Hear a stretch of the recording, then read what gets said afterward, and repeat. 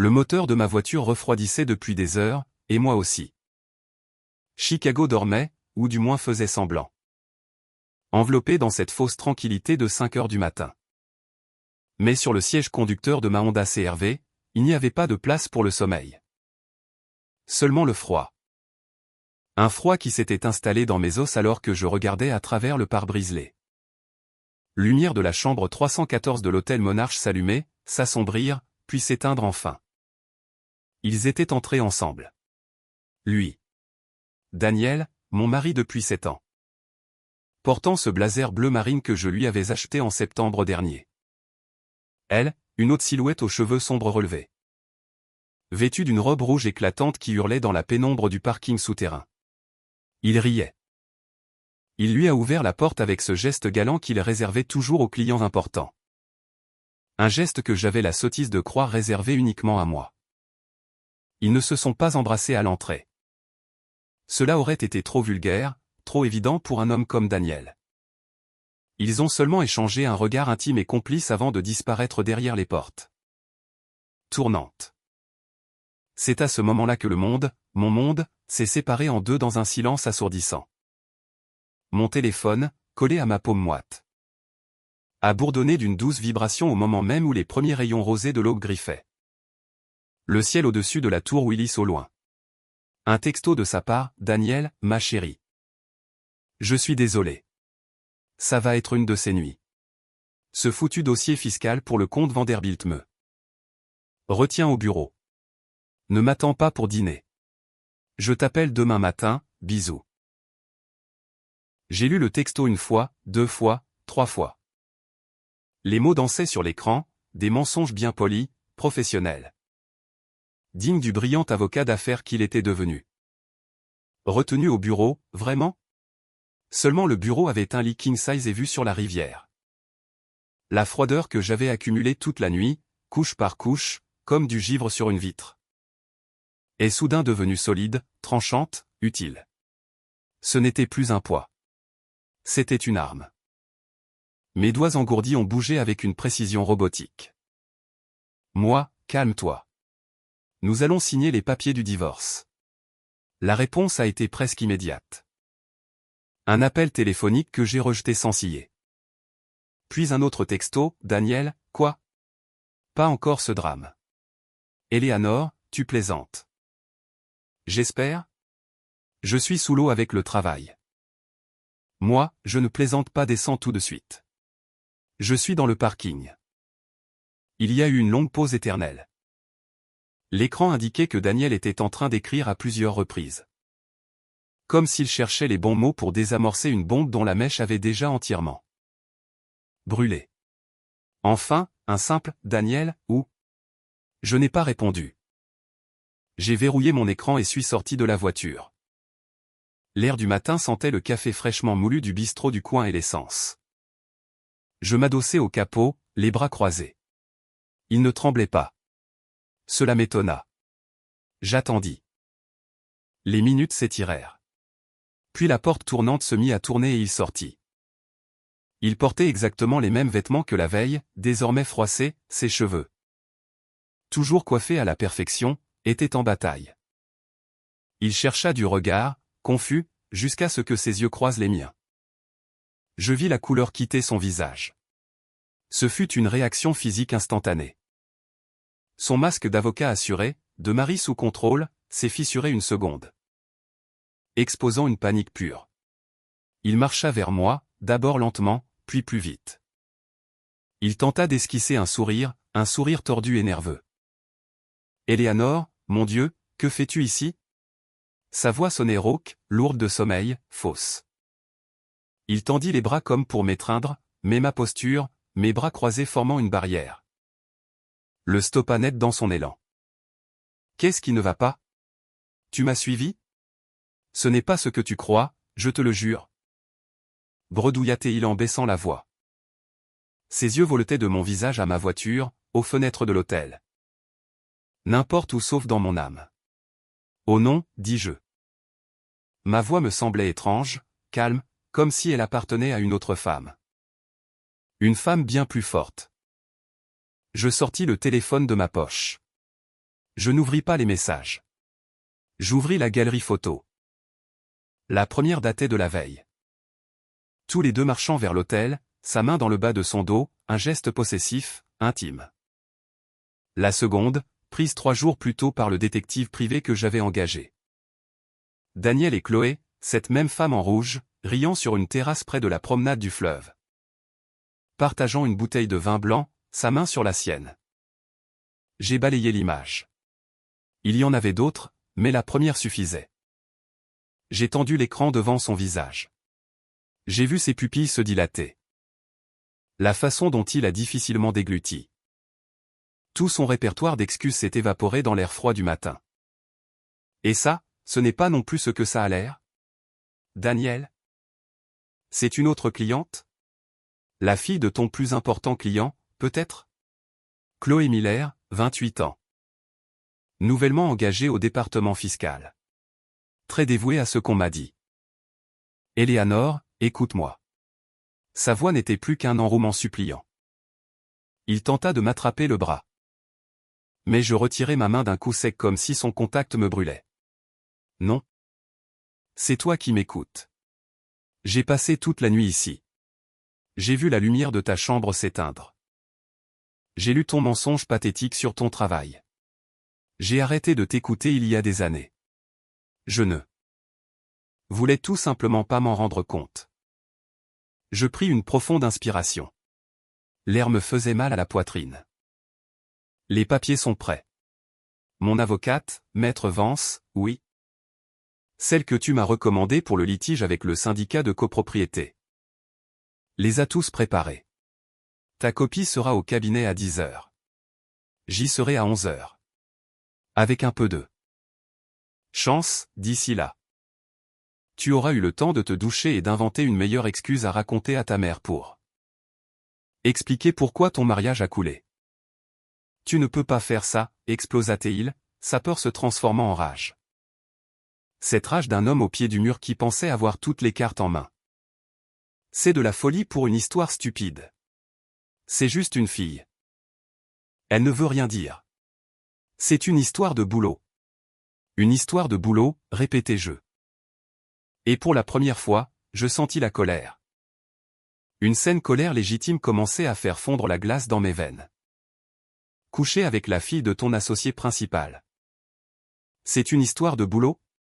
Utiliser notre argent? L'argent de notre avenir pour payer son appartement et ses bijoux.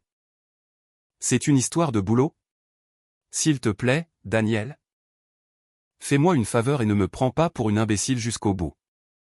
Ma voix, plus forte que je ne l'avais voulu, résonna dans le silence du parking.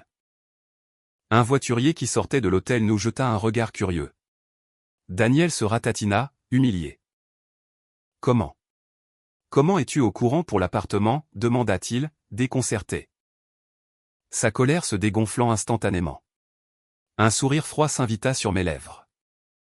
C'était la première fois que je me sentais puissante depuis des mois, des années. Parce que je n'étais plus la naïve Éléanore qu'il avait rencontrée. Celle qui croyait que rentrer tard était dû aux embouteillages sur l'autoroute Kennedy. Celle qui pensait que ses voyages d'affaires à Miami n'étaient que pour jouer au golf avec des clients. Cette femme-là est morte de froid sur ce siège la nuit dernière. Celle qui reste, dis-je en ouvrant la portière de la voiture. Celle qui reste a fait ses devoirs. Je suis monté dans la voiture et j'ai claqué la portière.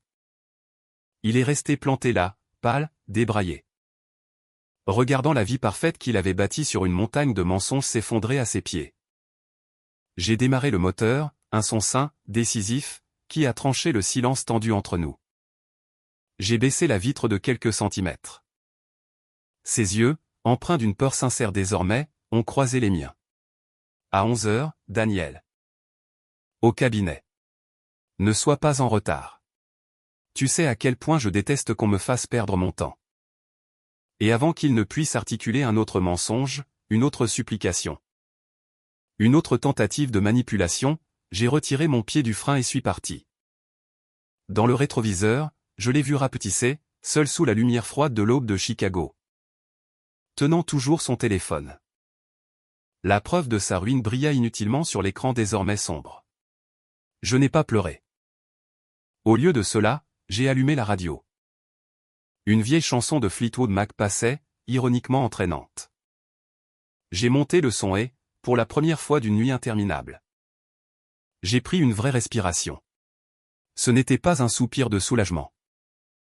C'était le premier souffle vif et douloureux de quelqu'un qui venait d'émerger à la surface après avoir failli se noyer. La bataille, je le savais, ne faisait que commencer. Mais cette nuit-là, dans l'immobilité suffocante de ce parking, j'avais mené la première et la plus importante escarmouche, et je m'étais reconquise moi-même. 3 mois plus tôt, la brise qui traversait les baies vitrées de notre pentouse de Lincoln Park portait encore un dernier soupir d'été. Mais la lumière n'était plus la même. C'était une lumière plus basse, plus dorée, qui annonçait l'automne. Moi, Eleanor, j'étais adossé au cadre de la porte, regardant le milieu de l'après-midi teinté d'ambre les façades de briques de l'immeuble voisin. Dans ma main, un verre de vin blanc qui avait perdu sa fraîcheur. Derrière moi résonnait le silence d'un appartement trop grand, trop calme. « Cette semaine va être un enfer, chérie », a dit Daniel en sortant de la chambre. Il portait la chemise bleu clair qui lui allait le mieux. Celle que j'avais repassée moi-même ce matin-là. Il a ajusté le nœud de sa cravate dans le miroir du couloir avec ce geste rapide et expert qu'il avait perfectionné au fil des ans en comparaissant devant des jugés de riches clients. L'affaire Vanderbilt est sur le point d'exploser. Réunion tardive, dîner d'affaires. Ne m'attends pas. C'était la 3e fois qu'il le disait cette semaine-là, et nous n'étions que mardi. Je me suis tourné vers lui, posant ma hanche contre le rebord de la fenêtre. Encore un dîner avec le même client? Il semble que M. Vanderbilt préfère notre compagnie à celle de sa femme. Daniel a ri. Un son creux, professionnel. C'est un gros poisson. Nora. Un gros poisson avec un divorce difficile et un portefeuille d'investissement qui occupe la moitié des îles Caïmans. Ses politesses font simplement partie du jeu. Il s'est approché et m'a donné un baiser rapide sur la joue. Son parfum boisé et coûteux m'a enveloppé. Depuis des mois, cette senteur ne me donnait plus les papillons dans le ventre d'autrefois. Désormais, elle me rappelait seulement les halls d'hôtel et les factures que je ne voyais jamais. Tu sais comment ça se passe. Je sais, dis-je, et c'était vrai. Je connaissais la théorie. 7 ans de mariage avec un avocat montant d'un prestigieux cabinet de la Salle Street vous apprennent la théorie. Ce que je ne savais pas. C'est pourquoi la pratique me nouait l'estomac un peu plus fort chaque jour. Et ton dîner avec Sarah, a-t-il demandé en prenant sa serviette en cuir. Celle que ses associés lui avaient offerte lorsqu'il était devenu associé. Annulée. Elle doit rester tard à la galerie pour installer la nouvelle exposition. C'est dommage. Commande-toi quelque chose de bon. Il a ouvert la porte. Je ne sais pas à quelle heure je rentrerai. Ne m'attends pas, la porte s'est refermée doucement. Le silence a réinvesti l'appartement. J'ai fini le vin chaud et aigre. Dîner d'affaires. Au début, lorsqu'il était jeune collaborateur, c'était des pizzas froides au bureau. Puis c'est devenu des steakos en ville. Ces derniers temps, cela s'était transformé en réceptions informelles et en rassemblements aux horaires flous. J'avais été compréhensive, et même fière, mon mari, le brillant Daniel Bennett. Gravissant les échelons du succès avec détermination. Jusqu'au jour où, en levant les yeux vers cette échelle depuis le bas, je me suis rendu compte que je ne grimpais plus à ses côtés. J'avais été laissé sur un palier, tenant le manteau qu'il avait retiré pour grimper plus vite. Une semaine plus tard avait lieu le mariage de ma petite sœur Claire. Une belle fête dans un domaine viticole modernisé à Arbor Country, dans le Michigan. Des vignes dorées, de longues tables, des rires et le tintement des verres. Daniel était impeccable, comme toujours, le costume parfait, dansant avec ma mère. Faisant les bonnes plaisanteries avec mes oncles, le mari parfait. Mais moi, qui avais appris à lire les plus micro-expressions de son visage en 7 ans. Je voyais la tension derrière son sourire.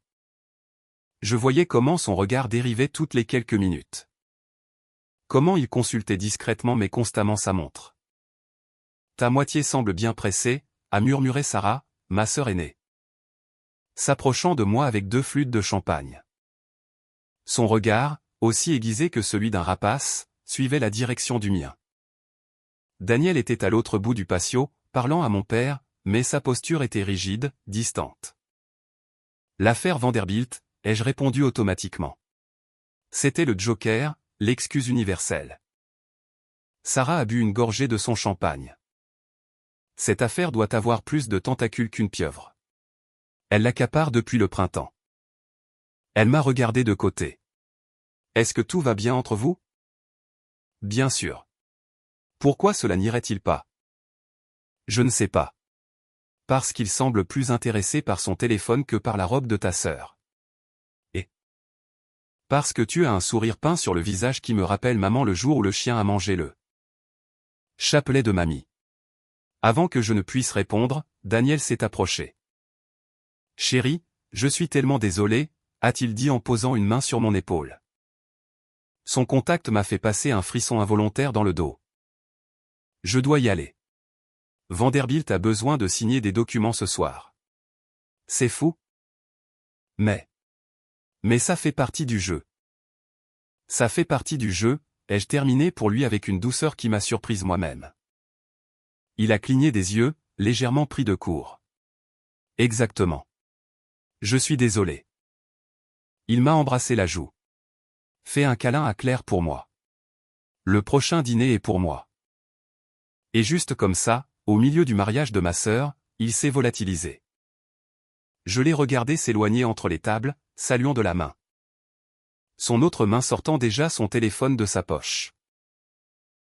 Plus tard, bien après minuit, Sarah m'a ramené chez moi. Daniel avait pris sa propre voiture. Quand je suis entré dans le garage, son Audi noir brillait sous les néons. Je m'en suis approché sans trop savoir pourquoi. Peut-être pour ressentir la chaleur résiduelle du moteur, preuve tangible qu'il avait été là. Que sa précipitation avait été réelle. La portière côté conducteur n'était pas complètement fermée. Daniel, toujours si méticuleux, avait dû être distrait. À l'intérieur, l'odeur de son parfum était encore plus forte. Sur le siège passager, à demi caché sous le manuel de la voiture. J'ai vu un petit morceau de papier rectangulaire. Je l'ai ramassé. C'était un reçu du bar de l'hôtel Drake, 2 cafés, une eau minérale et un club sandwich. Date, hier soir. Heure, 22h47. Payé avec une carte de crédit. Celle de Daniel. Je suis resté totalement immobile à tenir ce bout de papier qui pesait soudain 1 tonne. Il pouvait y avoir 1000 explications. Une réunion de dernière minute près de l'hôtel, un client venu d'ailleurs. Mais quelque chose, un instinct glacial et profond, me murmurait qu'aucune de ces explications n'était la vérité. Le Drake n'était pas près de son bureau, et à 23h. Un club sandwich pour 2 n'était pas un dîner d'affaires. C'était une collation nocturne pour quelqu'un qui avait d'autres intentions. J'ai glissé le reçu dans mon sac. Je n'ai pas pleuré. Je suis juste monté dans notre pantoux silencieux. Et cette nuit-là, pour la première fois, j'ai dormi dans la chambre d'amis. Les jours suivants furent un exercice d'observation morbide. J'ai commencé à remarquer des détails. La légère odeur sucrée d'un parfum inconnu sur la veste qu'il laissait parfois draper sur une chaise. Sa réaction exagérée lorsque, un soir alors que nous regardions une émission, son téléphone a sonné et qu'il l'a retourné d'un coup sec face contre table, prétendant qu'il s'agissait d'un client énervant. La façon dont il a changé le mot de passe de son ordinateur portable après des années d'utilisation. Du même, notre date d'anniversaire. Le coup de grâce est venu de là où je l'attendais le moins, une amie de fac, Paige, qui travaillait dans un cabinet de conseil. Nous nous sommes retrouvés pour des cocktails artisanaux dans un bar sur un toit à Wicker Park. Après avoir discuté du travail, des amis communs et de la vie. Elle a joué avec l'olive dans son verre et a dit avec une désinvolture apparente qui ne m'a pas trompé, au fait, je t'ai vu l'autre jour. Ou plutôt, j'ai vu Daniel. Mon cœur a raté un battement. Ah oui? Où ça? Dans ce nouvel endroit branché sur la promenade du fleuve. Il était avec un groupe du cabinet. Je crois, et une grande brunette en robe rouge. Ils avaient l'air de bien s'amuser. Elle m'a regardé et, dans ses yeux, j'ai vu la même inquiétude que Sarah avait montrée au mariage. Je ne sais pas. Ils avaient l'air proches, mais... Je suis sûr que c'était juste un truc de boulot, pas vrai? Sûr que c'était juste un truc de boulot. La même phrase, le même mantra. J'ai hoché la tête, la gorge sèche comme de la poudre. Oui, c'est sûr. C'est dîner d'équipe. Mais dans ma tête, les pièces commençaient à s'assembler d'une manière qui me terrifiait. Le reçu de l'hôtel, les rentrées tardives, le parfum, la fille en rouge. Et un nom que j'avais entendu Daniel mentionner de rares fois. Toujours avec un ton d'intérêt professionnel appuyé, Chloé Miller. Ce soir-là. Pendant que Daniel ronflait doucement à mes côtés, il était rentré à une heure raisonnable. Sentant les pâtes et le vin rouge, je suis resté éveillé, les yeux fixés au plafond. Le doute, ce serpent silencieux, ne faisait plus seulement son nid dans mon estomac. Il s'était enroulé autour de mon cœur et le serrait à étouffer. Il ne suffisait plus d'observer. Il ne suffisait plus d'attendre que le mensonge s'effondre de lui-même. La naïve Eleanor, celle qui croyait au dîner d'affaires, avait été oubliée quelque part entre le reçu du Drake et le regard compatissant de Paige. Quelque chose s'est brisé en moi. La résignation peut-être, ou au contraire. La toute dernière trace de résignation qui volait en mille éclats. Le froid que je ressentirais des mois plus tard dans le parking de l'hôtel a commencé à se former. Là, cette nuit-là. Dans le lit que je partageais avec un homme qui me semblait chaque jour plus étranger. Le lendemain matin, après avoir écouté Daniel quitter la maison avec un autre, rentré tard ce soir. Mon amour, je ne suis pas resté planté à regarder par la fenêtre. Je suis allé sur mon ordinateur portable, j'ai ouvert le navigateur et... Avec des doigts qui tremblaient légèrement mais animés d'une détermination de faire nouvellement. Forgé, j'ai tapé les mots « détective privé Chicago ». Le dimanche sentait la viande rôtie et la culpabilité. L'arôme du rôti dominical que ma mère sortait du four dans sa maison d'Evanston se mêlait à la senteur familière de pain du jardin, et à quelque chose de plus dense, de plus lourd. L'attente silencieuse qui enveloppait le repas depuis que j'étais arrivé seul. Daniel travaille encore un dimanche, m'avait demandé ma mère quand j'étais entré en lui. Embrassant la joue qui sentait le savon à la lavande et l'inquiétude. Cette éternelle affaire. Ma mère, Martha, avait hoché la tête les lèvres pincées. Un geste que je ne connaissais que trop bien. C'était sa façon de dire « je n'en crois pas un mot ». Mais je ne vais pas insister pour l'instant. Mon père, Édouard, lisant dans son fauteuil, n'a fait que lever les yeux par-dessus ses lunettes et grogner. Ce garçon travaille comme un chien. Un jour il aura l'argent pour s'acheter ses propres îles. Mais pas le temps d'y poser le pied. C'est ma sœur Sarah, déjà assise à la table de la salle à manger avec un verre de vin rouge, qui m'a lancé le regard qui voulait tout dire. Un regard qui disait « Tu vas bien? Tu veux en parler? Parce que si ce salaud t'a fait quelque chose, je le déchire en deux. » Le repas s'est déroulé dans la cacophonie habituelle d'un dimanche en famille américaine. Les enfants de mon frère cadet Paul couraient autour de la table. Ma belle-sœur Anna parlait sans s'arrêter des potins de l'association des parents d'élèves. Mon père pontifiait sur la politique locale. Ma mère servait de généreuses portions comme si la sauce pouvait recouvrir tous les silences. Embarrassant. Mais la tension flottait dans l'air, plus tangible que la vapeur du rôti. C'est au moment du dessert, une tarte aux cerises maison que ma mère a apportée de la cuisine, que la bombe est tombée, quoique de la manière la plus subtile. « Dis donc, Nora » a dit ma mère en s'essuyant les mains sur son tablier, l'autre jour. J'ai croisé Linda, la mère de l'ami de Daniel. Comment il s'appelle déjà? Marc. Bref. J'ai croisé Linda chez Nordstrom. Elle m'a dit qu'elle avait vu Daniel il y a 2 semaines. Un samedi après-midi, au cinéma Music Box avec des amis. Elle a laissé la phrase suspendue dans l'air comme un plateau sale que personne ne veut ramasser. Tout le monde, même les enfants, a semblé se taire une seconde. Sarah a posé sa fourchette sur son assiette dans un tintement sec. « Ah bon ?» ai-je demandé, goûtant une bouchée de tarte qui avait soudain le goût de la cendre. Il ne m'en a pas parlé. Quels amis? Elle n'a pas dit, a répondu ma mère en me fuyant du regard tout en débarrassant les assiettes. Elle a juste mentionné qu'il était avec des gens plus jeunes. Je me suis dit que vous organisiez. Peut-être quelque chose et que vous aviez oublié de nous inviter, nous les vieux. Son rire sonnait faux, grinçant. Daniel a beaucoup d'obligations, maman, dis-je. Ma voix paraissait trop froide, trop contrôlée. Le travail. Tu sais ce que c'est. Mon père est intervenu, mal à l'aise face à la tournure de la conversation. Le travail passe avant tout. C'est comme ça que ça doit être. Passe le vin, Édouard. Mais ma mère n'était pas décidée à laisser passer l'occasion. Alors qu'elle aidait Anna à porter les assiettes dans la cuisine. Elle m'a dit d'un ton qui se voulait léger, mais qui ne l'était absolument pas, « Éléanore, chérie. Viens m'aider pour le café. Tu le fais mieux que moi. » C'était un piège, et moi, comme une imbécile, je me suis levé et je l'ai suivi. Dans la cuisine, avec le ronronnement de la cafetière pour seul témoin, le masque est tombé. Ma mère s'est adossée au comptoir en marbre, a croisé les bras et m'a fixé du regard. « Qu'est-ce qui se passe, chérie? » « Rien, maman, je te l'ai dit. » « Ne me mens pas. Tu as l'air de sortir d'un enterrement depuis des semaines. Et aujourd'hui tu débarques encore seule. C'est cette fille, Chloé, dont Sarah m'a parlé? J'ai maudit ma sœur intérieurement, même si je savais que ses intentions étaient bonnes. Sarah devrait se mêler de ceux qui la regardent.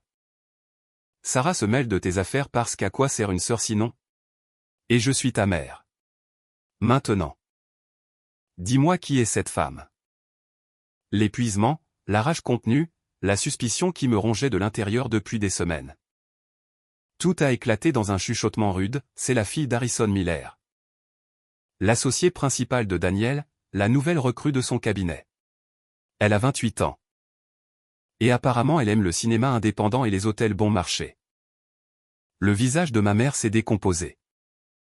Elle n'avait pas l'air surprise, mais résignée, comme si elle avait attendu cette nouvelle. La redoutant, mais sachant qu'elle finirait par arriver. « Oh, Éléanore » a-t-elle murmuré, et soudain elle faisait bien ses 65 ans. Ces hommes, toujours les mêmes. Non. Maman. Tous les hommes ne sont pas pareils. Et ce n'est pas juste une passade d'hommes. C'est mon mari qui me ment, qui sort avec quelqu'un d'autre, qui me fait passer pour une imbécile. Tu en es sûr, a-t-elle demandé, et dans sa voix il y avait une minable lueur d'espoir. Ça pourrait être un malentendu. Parfois les jeunes femmes sont très chaleureuses et les hommes se font des idées. Je ne suis pas stupide. Ai-je lancé, et ma voix est montée. Faisant sursauter Anna qui entrait avec d'autres assiettes et ses vitres éclipsées. J'ai des preuves. Enfin, presque. Je m'en assure. Ma mère a fait un pas en avant, posant ses mains ridées sur les miennes. Qui agrippait le rebord du comptoir comme une bouée de sauvetage. Écoute-moi, chérie. Même si c'était vrai.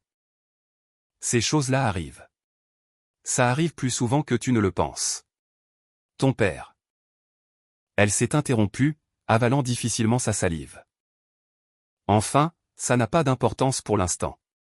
Ce qui compte, c'est la famille. Ce que vous avez bâti. 7 ans, Éléanore. Un magnifique Penthouse. Une vie enviable. Tu vas tout flanquer en l'air pour une amourette? Je l'ai regardée avec incrédulité, non pas à cause de ce qu'elle disait, mais à cause de la souffrance profonde et ancienne qui refaisait surface dans ses yeux. Soudain, beaucoup de choses de mon enfance prenaient un sens amer. Les disputes à voix basse, les absences soudaines de mon père.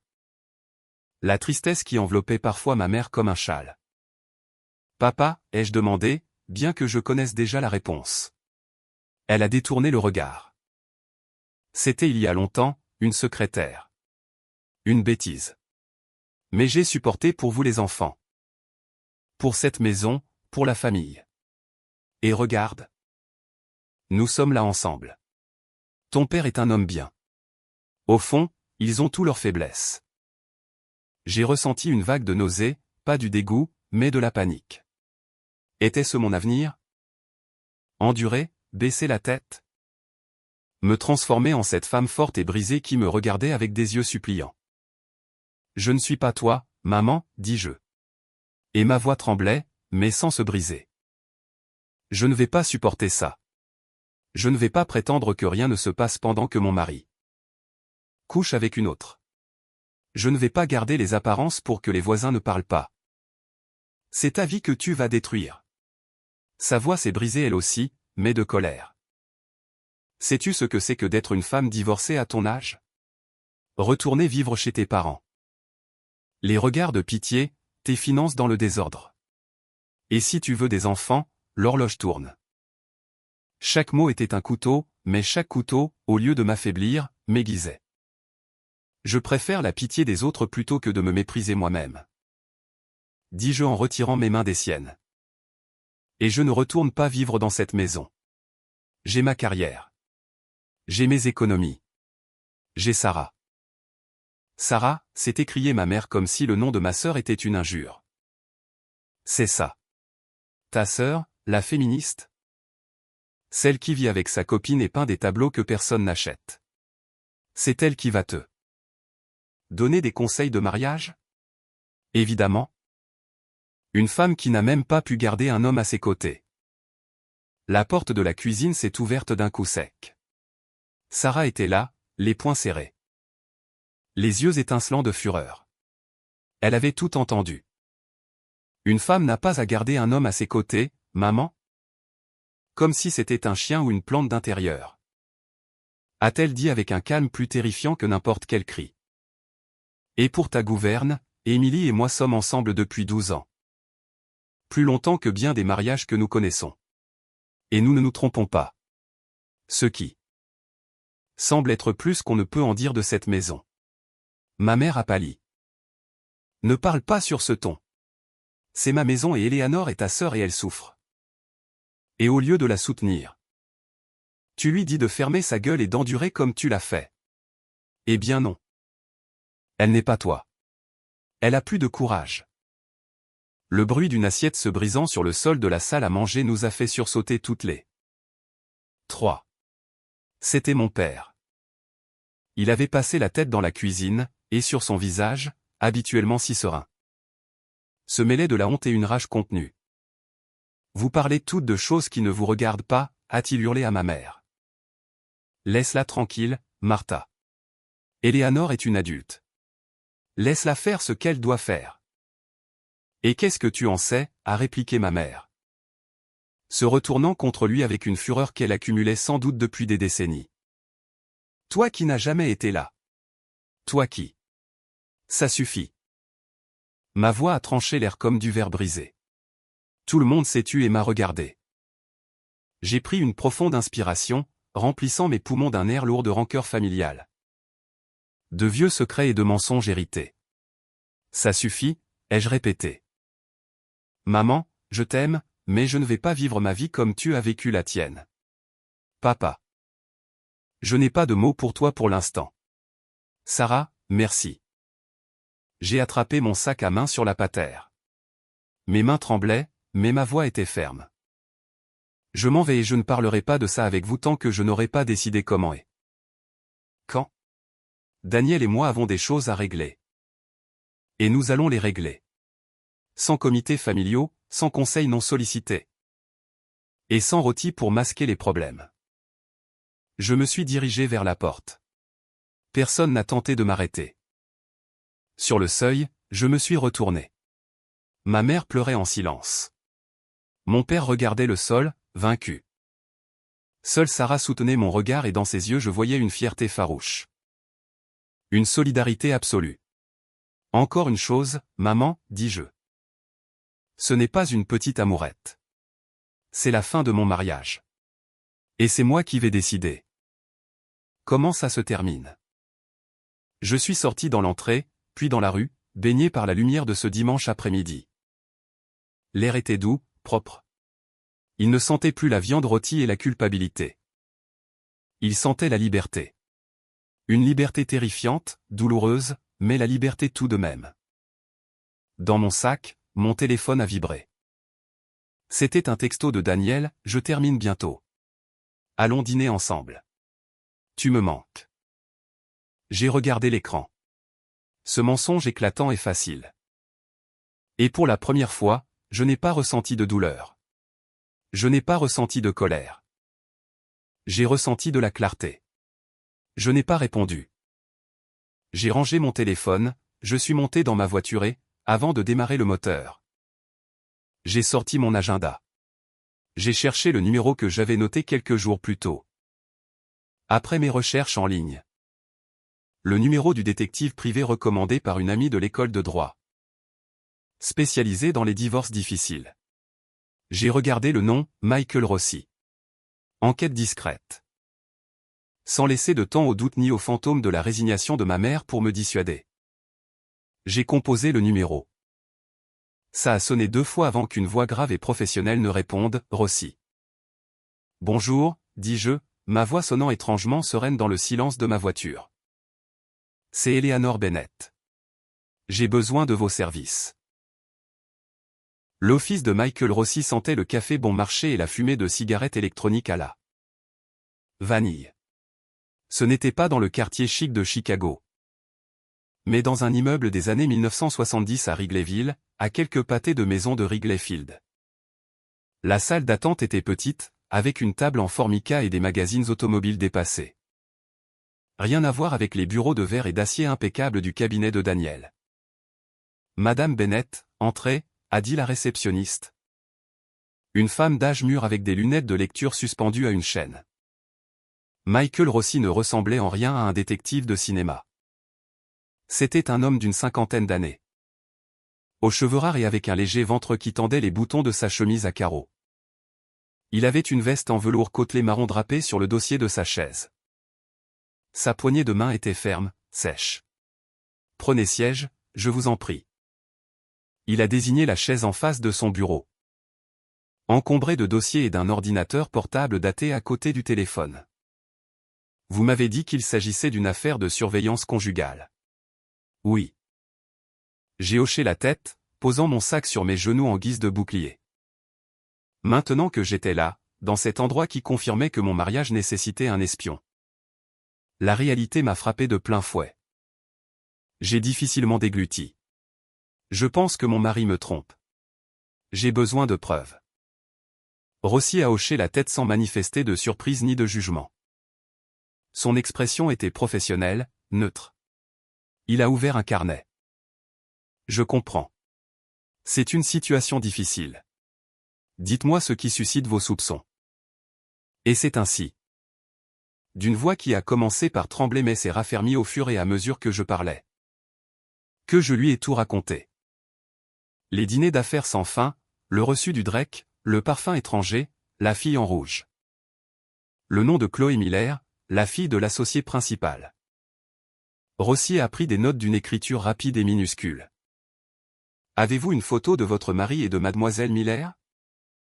Si vous en avez une, je lui ai tendu mon téléphone. J'avais une photo récente de Daniel prise lors d'un dîner de famille.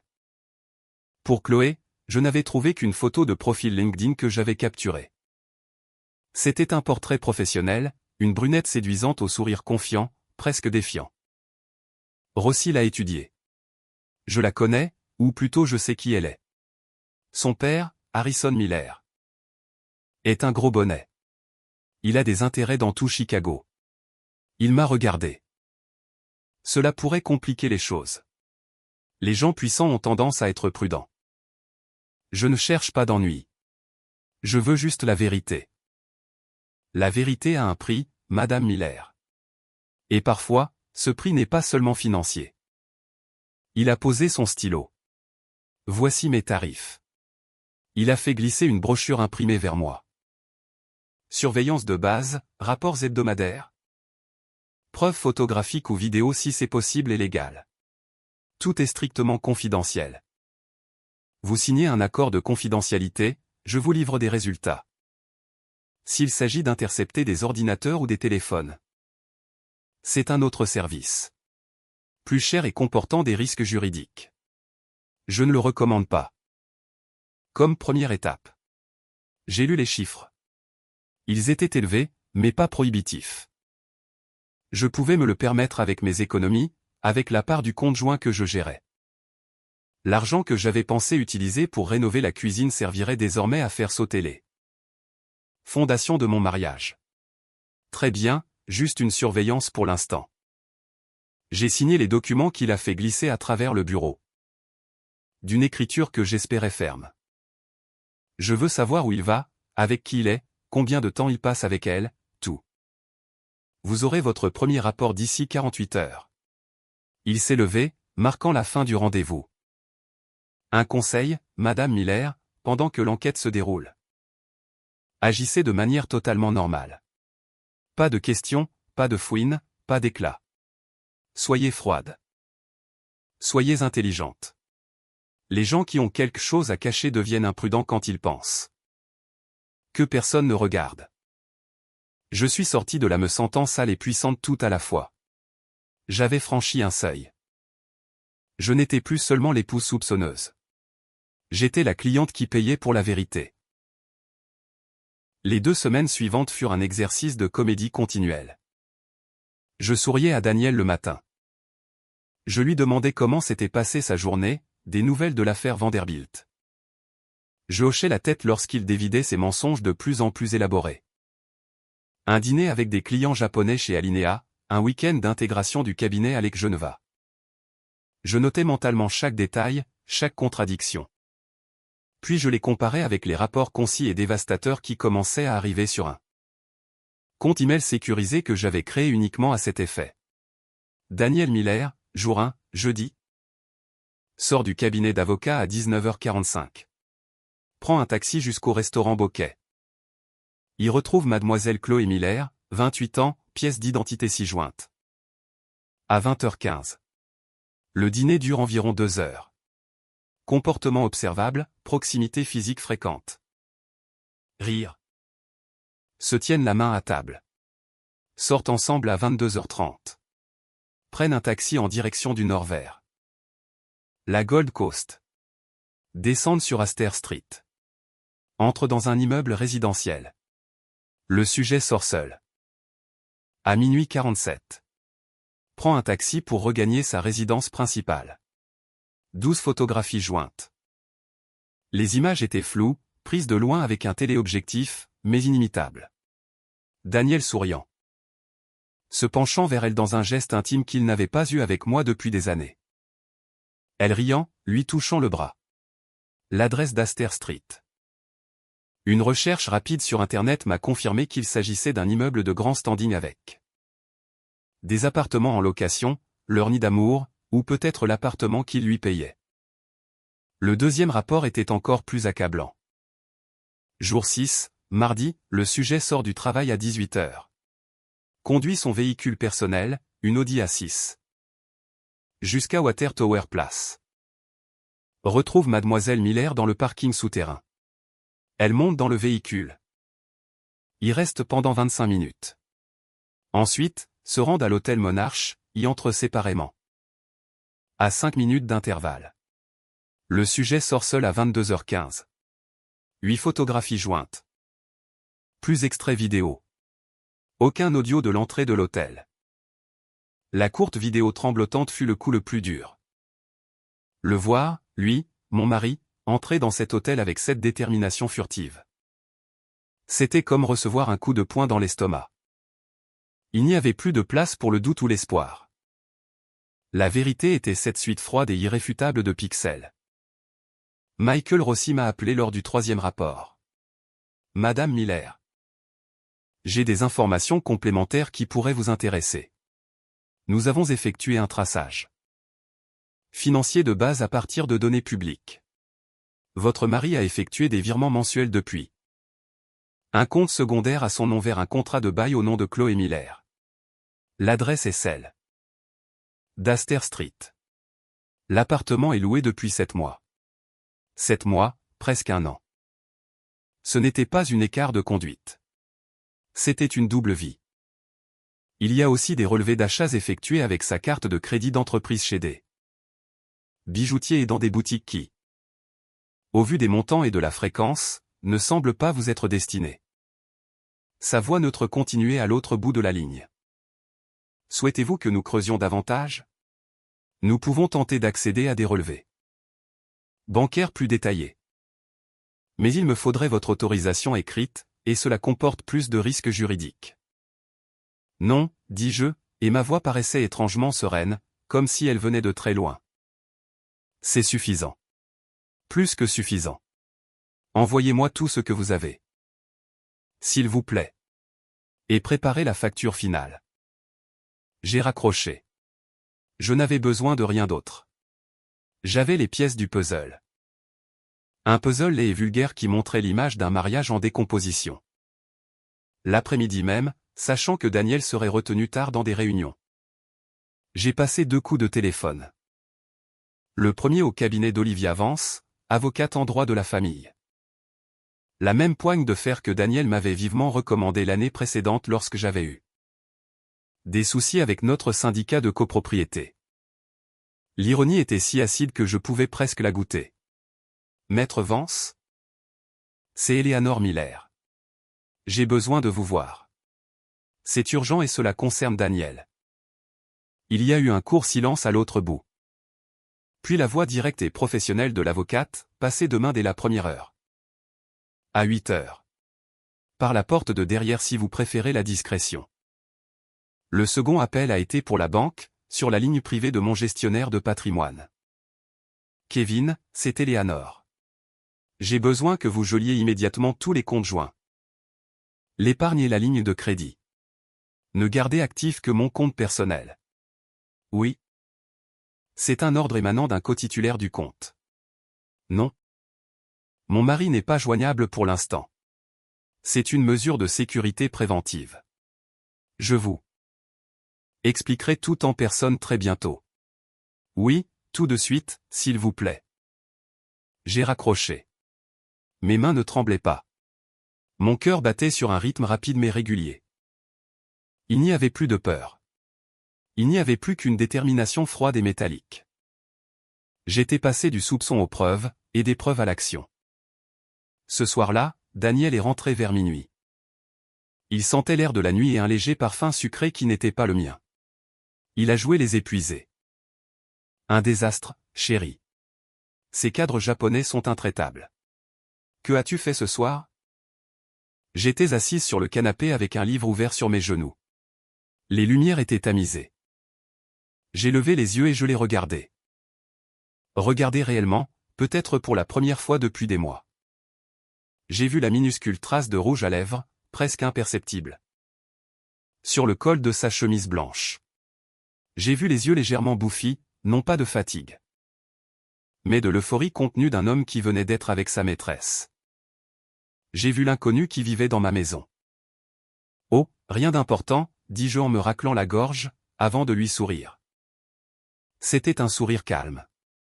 Le sourire de quelqu'un qui a déjà pris une décision irréversible. Juste des affaires de maison. Le calme que j'avais ressenti après avoir gelé les comptes et rencontré l'avocate a duré exactement 48 heures. C'était un calme étrange, électrique, comme le silence qui précède la tempête. J'ai joué mon rôle. J'ai préparé le dîner, demandé des nouvelles de sa journée. Écouté ses mensonges de plus en plus élaborés avec un sourire en plastique parfaitement moulé.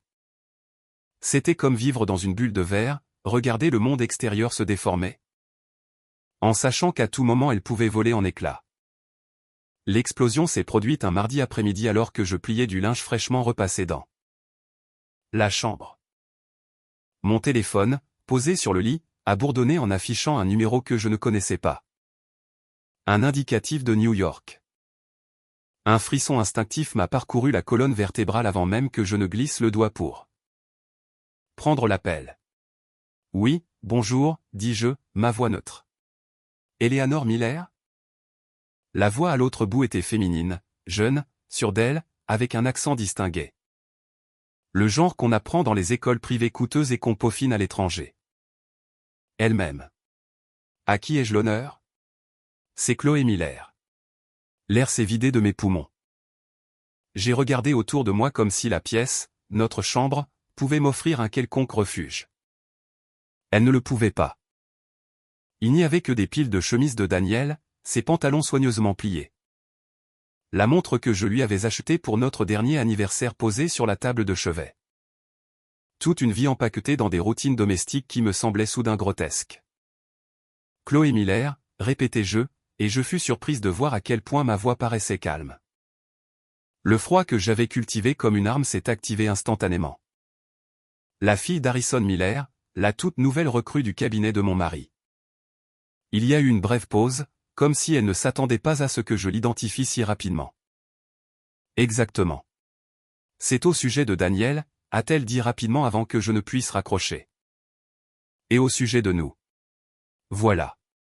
Le mot « nous ». Un tout petit mot contenant tout un univers de trahison. Je l'ai saisi comme on saisit un couteau par la lame, sentant le tranchant me couper. Nous, ai-je demandé, laissant un filet de glace s'infiltrer dans mon ton. Vous et Daniel formez un « nous » ? Comme c'est touchant. Ça doit être compliqué avec lui qui vit ici et vous ? Eh bien. Où habitez-vous exactement ? Dans l'appartement d'Astor Street, celui qu'il paye, c'est bien ça ? Le silence sur la ligne a été absolu. J'ai presque pu l'entendre déglutir difficilement. Se reprendre. Elle n'était pas aussi confiante qu'elle en avait l'air. Vous m'avez suivi ? A-t-elle demandé. Et sa voix a perdu une fraction de son assurance initiale. Il n'y a pas besoin de suivre quelqu'un qui ne se cache pas, ai-je menti ? Savourant sa confusion. Puis je me suis rappelé. Soudain, mon index a bougé tout seul. J'ai tapé sur l'écran et appuyé sur le bouton d'enregistrement de l'appel. Une minuscule icône rouge s'est mise à clignoter. Maître Vance me l'avait suggéré, enregistrer tout, même les silences. Mais dites-moi, Chloé. Qu'y a-t-il de si urgent pour que vous ayez besoin d'appeler la femme de votre amant ? Je ne suis pas sa maîtresse, a-t-elle répliqué, retrouvant une partie de son arrogance. Nous sommes quelque chose de plus. C'est compliqué. Ah, bien sûr. Compliqué. Comme votre dîner chez Bokeh, ou votre après-midi au cinéma Music Box. Ou vos séjours à l'hôtel Monarch. La vérité me semble pourtant assez simple. Ce n'est pas une blague, Eleanor. Ce que nous avons est sérieux. Daniel et moi sommes amoureux. Le mot « amour » m'a frappé au plexus solaire avec la force d'un coup de poing. Mais je ne me suis pas plié en deux. Au lieu de cela, je me suis redressé. Le linge plié est tombé à mes pieds, ignoré. Amoureux, ai-je répété, en laissant échapper un rire sec et tranchant. Comme c'est beau. Et quand cette romance a-t-elle commencé ? Il y a 7 mois ? Quand il a loué l'appartement pour vous. Ou avant. Quand il vous a fait entrer furtivement dans le cabinet de papa pour vous garder plus près. Il ne m'a pas fait entrer en douce. A-t-elle explosé ? Et pour la première fois j'ai entendu une colère sincère dans sa voix. J'ai un master de Harvard. J'ai mérité ma place. Et quelle chance que votre père soit l'associé principal. Et quel hasard que votre supérieur direct soit Daniel et que vous ayez besoin de tant de réunions privées pour réviser des contrats. Ce doit être un travail très absorbant. Tu n'es qu'une aigrie. Tu ne peux pas le garder à tes côtés s'il ne t'aime plus. Son ton est devenu moqueur. Tu ne le vois pas ? Il est resté avec toi par pitié. Par habitude. Je lui donne quelque chose que tu n'as jamais pu lui donner. La brûlure de la rage m'est montée à la gorge, mais je l'ai ravalée. Non, je n'allais pas lui donner cette satisfaction. Au lieu de cela, j'ai baissé la voix, la rendant presque confidentielle, doucereusement venimeuse. Et que lui donnes-tu ? Chloé ? La jeunesse ? Un nom de famille qui ouvre des portes ?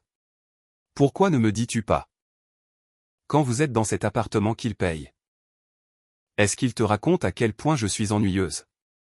À quel point il est reconnaissant que tu sois entré dans sa vie ? Ou est-ce qu'il te parle de l'hypothèque, des fastidieuses obligations familiales ? De combien c'est stressant de faire semblant jour après jour ? Elle a pris une profonde inspiration. Tu n'en as aucune idée. J'en ai une idée parfaite. J'ai des photos. J'ai des reçus. J'ai des relevés bancaires. J'ai les Rapport d'un détective privé qui vous suit depuis des semaines. Je sais tout. Chloé, jusqu'à la marque de parfum que tu portes. Le vin que tu commandes chez Bocquet. Je sais absolument tout. Le silence, cette fois, était différent. C'était un silence chargé de panique. Je pouvais le ressentir à travers la ligne. Non. Tu ne peux pas prouver que mon mari utilise les fonds du ménage pour financer sa jeune maîtresse, qui se trouve être la fille de son patron, compromettant non seulement notre mariage, mais aussi l'éthique du cabinet. Bien sûr que je le peux, et je le ferai. Il m'aime, a-t-elle dit. Mais sa voix paraissait faible, comme celle d'un enfant grondé. Daniel n'aime que lui-même. Chloé. Tu es un accessoire. Un accessoire coûteux et peut-être amusant. Mais un accessoire tout de même. Quand tout cela va exploser et ça va exploser. Papa ne va pas être très content et Daniel va devoir choisir. Tu parierais qu'il va me choisir? Avant qu'elle ne puisse répondre, je lui ai porté mon coup de grâce. Celui que je préparais depuis que j'avais vu son profil LinkedIn. Depuis que j'avais découvert qui elle était. Au fait, savais-tu que ce week-end, selon son agenda partagé, Daniel et moi devions aller à Lisbonne pour fêter notre anniversaire? Il en parle depuis des semaines, l'hôtel, les restaurants. Il avait l'air très enthousiaste. C'était un mensonge. Il n'y avait aucun projet pour Lisbonne. Il n'avait pas parlé d'anniversaire depuis des mois, mais c'était le genre de détail intime, cruel. Qui pouvait percer l'armure d'une maîtresse qui se croyait l'héroïne d'un grand roman? Il y a eu un hoquet, un petit bruit étouffé, puis plus rien. Il ne te l'a pas mentionné, ai-je ajouté avec une fausse douceur. Comme c'est étrange. Il a dû oublier, tellement occupé par le travail et tout ça. J'ai raccroché. Mes mains tremblaient maintenant sous le coup de l'adrénaline, de la rage pure. D'une sorte de triomphe sauvage et douloureux. L'enregistrement était sauvegardé. Je l'avais piégé. J'avais enfoncé le couteau du doute dans sa confiance de fille riche. Mais la victoire avait le goût de la cendre. Pas même 10 minutes ne s'étaient écoulées que le téléphone a sonné à nouveau. Cette fois, c'était Daniel.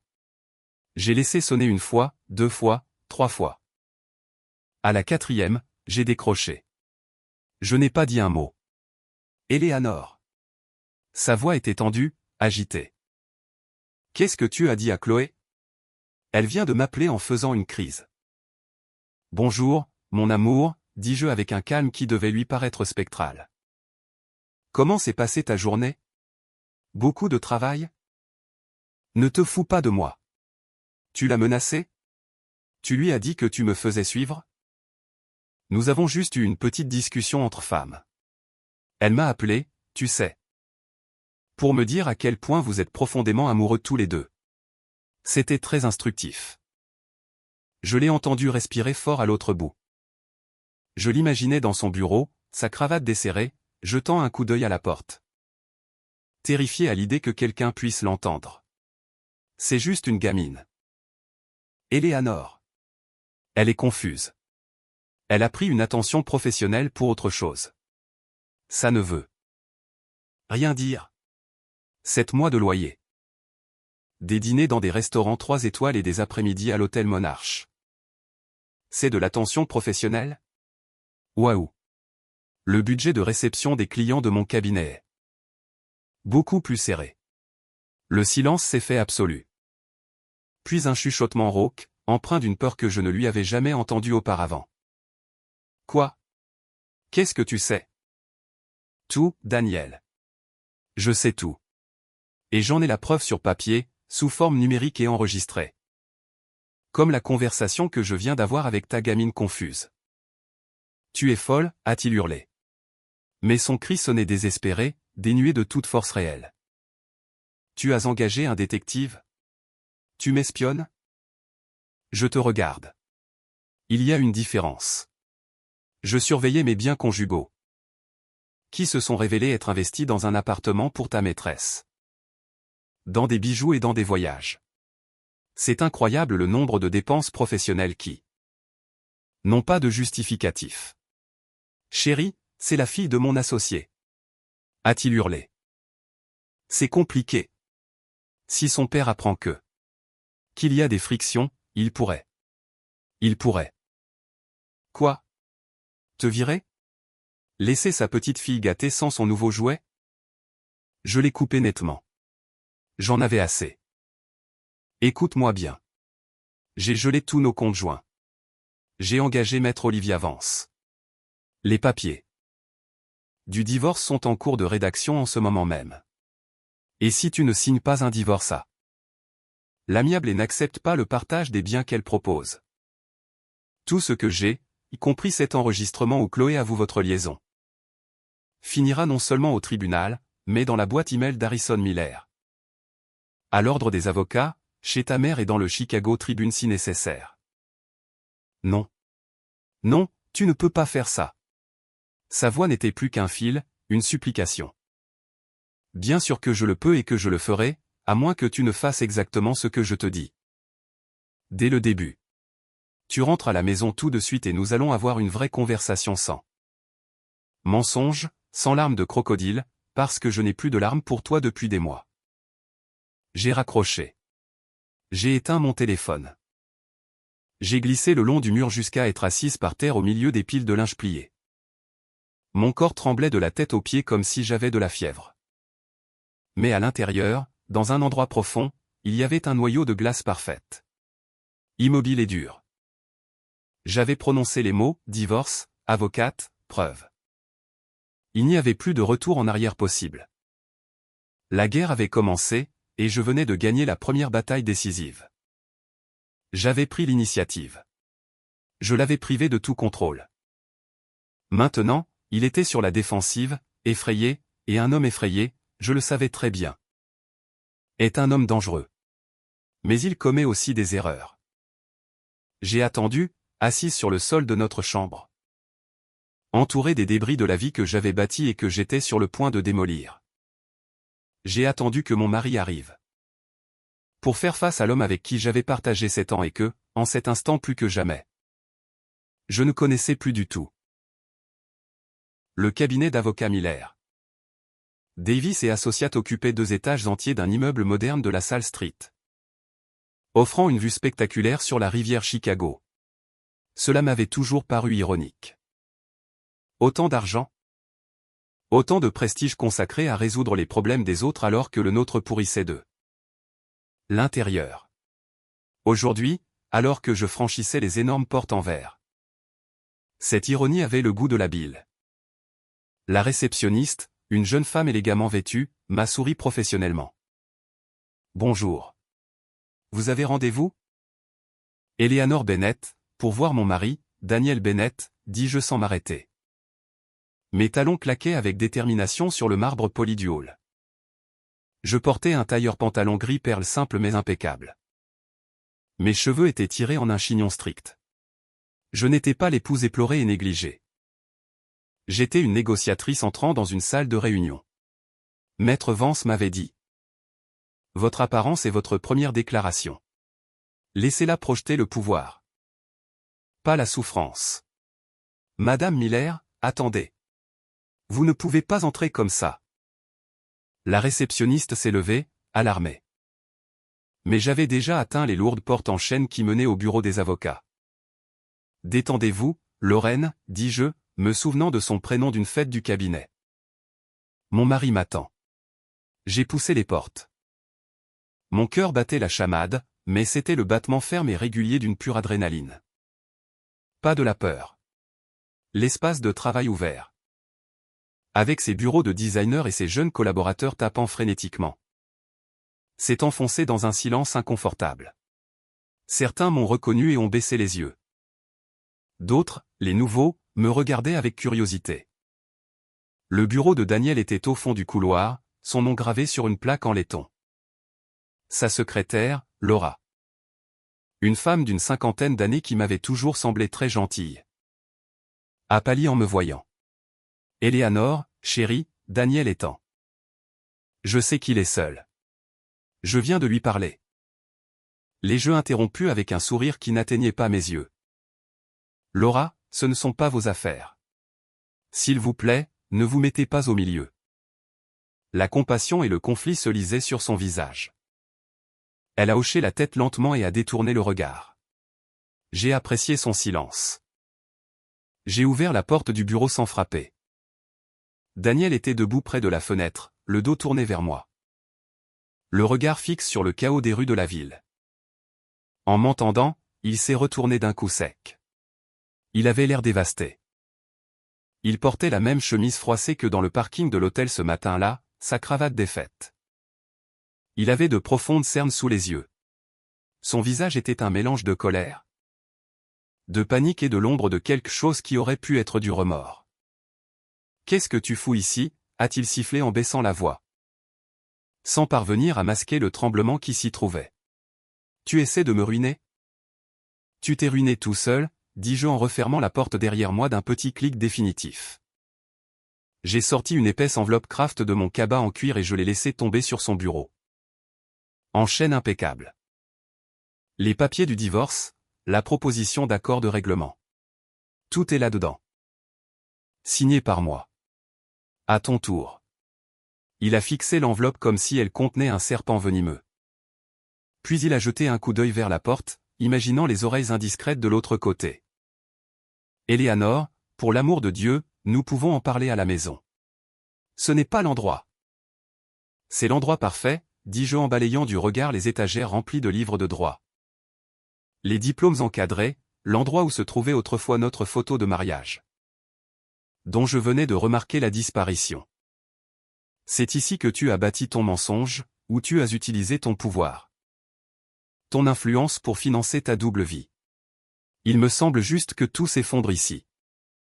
Il s'est approché, posant ses mains sur le bureau, se penchant vers moi. Il a tenté d'avoir l'air intimidant, mais il n'a réussi qu'à paraître désespéré. Écoute-moi. Chloé. Ce n'est pas ce que tu crois. Elle est instable. Elle est devenue obsédée par moi. J'ai essayé de rompre. Mais elle a menacé d'aller voir son père pour lui dire que je la harcelais. Elle pouvait détruire ma carrière. Éléanore, j'étais piégé. Un rire court et amer m'a échappé. Sérieusement ? C'est la nouvelle version ? Parce qu'il y a 2 jours dans le parking. Tu m'as dit que c'était un truc de boulot. Et hier soir, c'était une gamine confuse. Maintenant, c'est une psychopathe qui te chante de la musique de chantage. Comme c'est pratique. Daniel. Toujours la victime. Jamais le salaud qui couche avec la fille de son patron. Je ne te permets pas de. Tais-toi, ai-je tranché, et ma voix, froide et affûtée comme du verre, a résonné dans la pièce. Il a reculé sous le choc. Tu ne me permets rien. Plus depuis que je t'ai vu entrer dans cet hôtel. C'est moi qui parle. Maintenant. Tu as 2 options. Tu signes ces papiers. Tu acceptes le partage des biens proposés par mon avocate, ce qui, soit dit en passant, est très généreux étant donné que nous pourrions aller devant le tribunal correctionnel pour détournement de fonds. Et cela se termine de manière civilisée. Ou tu me forces à rendre public toutes les informations que j'ai. Et je ne parle pas seulement devant le juge. Je parle à chacun d'eux. Tes associés, tes clients. La presse financière. Un éminent avocat d'affaires pris dans un scandale de détournement de fonds. Avec la fille de son associé, ça a une belle tournure, tu ne trouves pas ? La porte du bureau s'est ouverte violemment. Harrison Miller, l'associé principal, le père de Chloé. Un homme d'une 60aine d'années avec la carrure d'un ancien boxeur et le regard d'un rapace, a rempli le cadre de la porte. À côté de lui, pâle comme un cierge mais les yeux injectés de fureur, se tenait Chloé. Elle avait dû accourir. « Qu'est-ce qui se passe ici bordel » a tonné Miller, ses yeux passant de Daniel, en sueur et se décomposant à vue d'œil, à moi, debout, haute et froide devant le bureau. Et enfin à l'enveloppe Kraft posée entre nous comme une déclaration de guerre. Harrison, ce n'est pas, a commencé Daniel, mais Miller l'a coupé d'un geste de la main. J'ai entendu crier depuis mon bureau. Et ma fille vient de me raconter des choses très inquiétantes. Son regard s'est posé sur moi. C'était un regard qui devait faire trembler les juges et les avocats adverses. Éléanore, je suis profondément désolé que nous en soyons arrivés là. Daniel? Si tu as fait quoi que ce soit pour compromettre ce cabinet.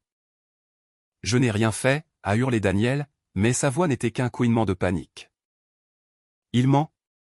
La voix stridente et pleine de larmes furieuses de Chloé a tranché l'air. Elle a pointé un doigt tremblant vers Daniel. Tu m'as utilisé. Tu m'as dit que ton mariage n'était qu'une façade. Que tu attendais juste le bon moment pour la quitter. Que j'étais l'amour de ta vie.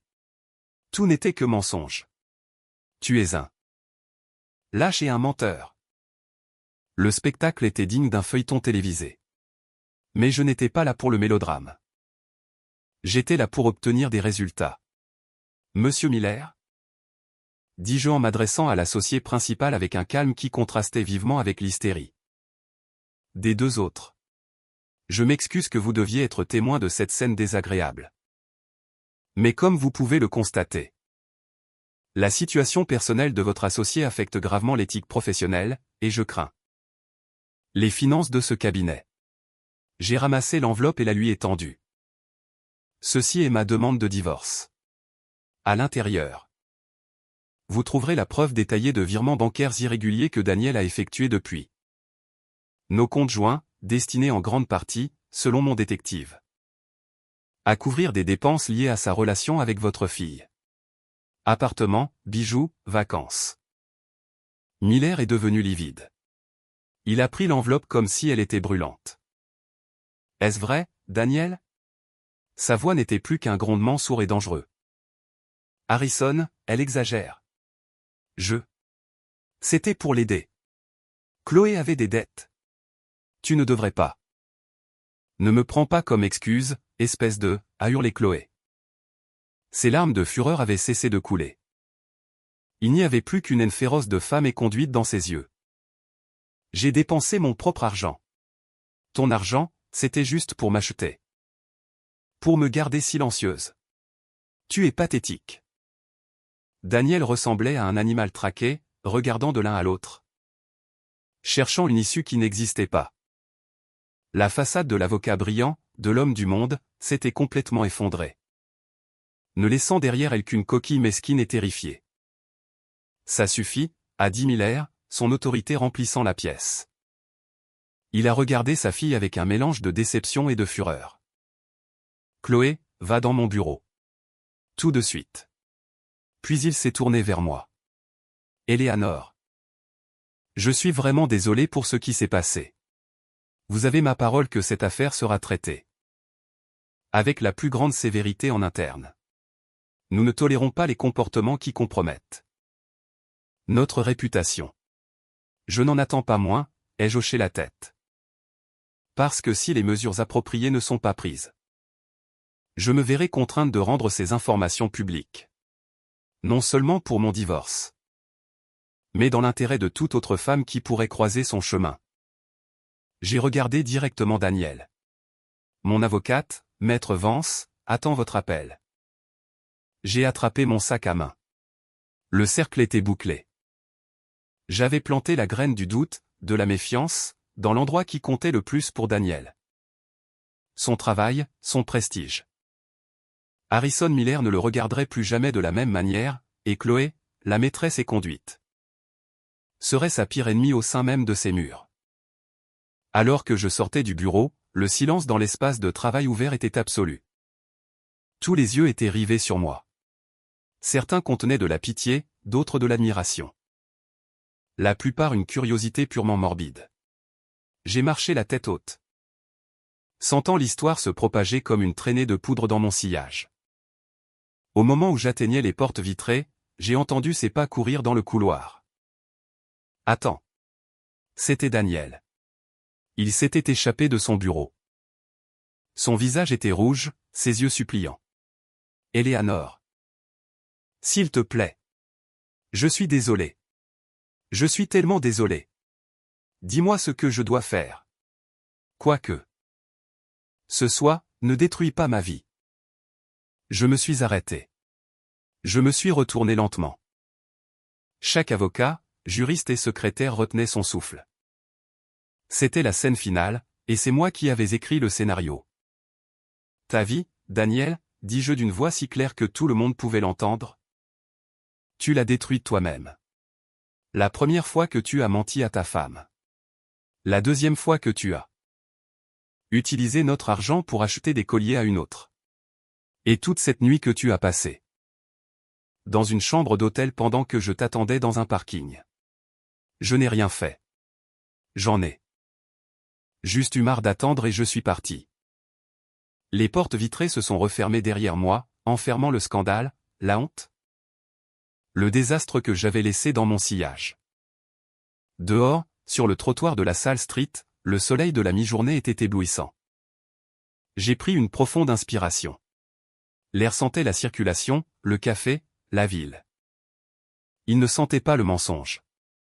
Il ne sentait pas le parfum bon marché et la culpabilité. Mon téléphone a vibré. Un texto de Sarah, tout va bien?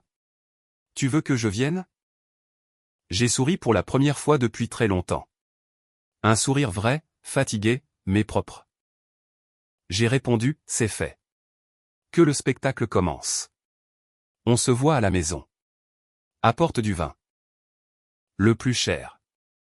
J'ai levé les yeux vers les fenêtres du cabinet d'avocat. Là-haut, mon ancienne vie tombait en poussière. Et ici-bas, dans la rue, j'étais enfin intacte, vivante. Le vin blanc frais avait le goût de la victoire. Une victoire amère, épuisante, mais une victoire tout de même. Sarah et moi étions dans le salon du Penthouse, nos chaussures retirées sur le sol. Les pieds posés sur la table basse. La lumière du soleil couchant s'infiltrait par les fenêtres, baignant les vestiges de mon ancienne vie dans une lueur chaude. Tout me semblait étranger désormais. Les coussins que nous avions choisis ensemble, la photo encadrée de notre voyage de noces à Hawaï. Le vase de designer que Daniel avait payé une fortune. Ces me semblaient être les artefacts d'un naufrage. Je n'arrive pas à croire que tu as balancé les papiers en plein milieu du cabinet, a dit Sarah en secouant la tête avec un sourire admiratif. Tu as des tripes en acier. Je n'avais pas le choix. Je devais le faire là où ça lui ferait le plus mal. Là où c'était réel. Si je l'avais fait ici, il aurait trouvé un moyen de tourner ça en une simple dispute conjugale. Un autre malentendu. Là-bas, devant tout son monde, il n'y avait pas d'échappatoire. Eh bien, Harrison Miller n'est pas prêt d'oublier cette scène. Chloé non plus. L'idiot s'est vraiment bâti un cauchemar sur mesure, a-t-elle dit en buvant une longue gorgée. Alors, et maintenant? La partie juridique ennuyeuse. J'espère. J'espère que ce sera rapide, ennuyeux. Et que ça me donnera la moitié de tout ce qui m'appartient, ce qui représente beaucoup. J'ai soupiré en posant mon verre sur la table. Le pire est passé maintenant. Tout le monde sait. Il n'y a plus de secret à garder. La sonnette a retenti, un son strident et insistant. Sarah et moi avons échangé un regard.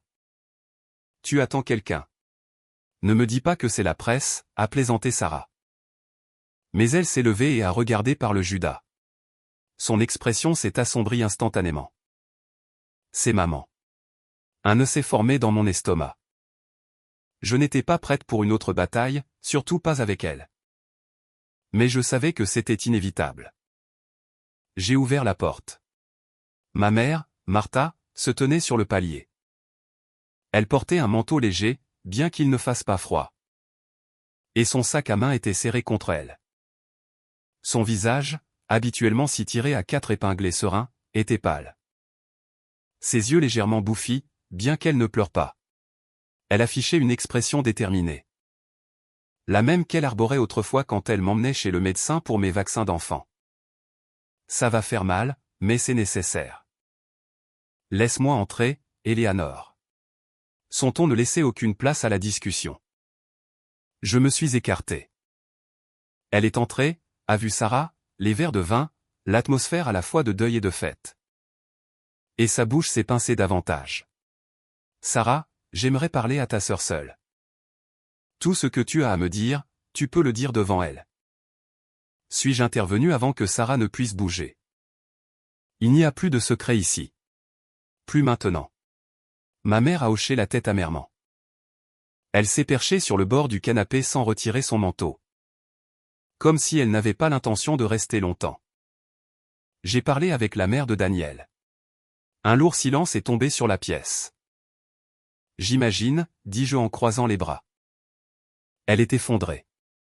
Elle dit que tu as détruit son fils, que tu l'as humilié publiquement. Que tu as ruiné sa carrière, que j'ai fait exactement ce qu'il méritait, les jeux coupés. Sentant la colère que je croyais avoir épuisée se rallumer. Et qu'est-ce que tu lui as dit? Maman? Que son petit garçon est un saint. Que je suis hystérique? Je lui ai dit que j'étais tellement désolé. Ma mère m'a regardé, et pour la première fois. J'ai vu quelque chose de plus que de la désapprobation dans ses yeux. J'ai vu de la peur. Mais je suis venu ici pour parler de nous, Éléanore. De cette famille. Ce que tu as fait aujourd'hui a traîné notre nom dans la boue. Tout Chicago va en parler. Sarah a laissé échapper un rire sec. Pour l'amour de Dieu, maman? Maintenant tu t'inquiètes de ce que les gens vont dire?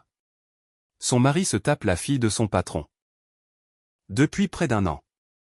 Ça ne traîne pas notre nom dans la boue? Ça ne donne pas de quoi parler aux gens. On règle ces choses-là à la maison, s'est écriée ma mère en frappant du poing sur la coudoir. Du canapé.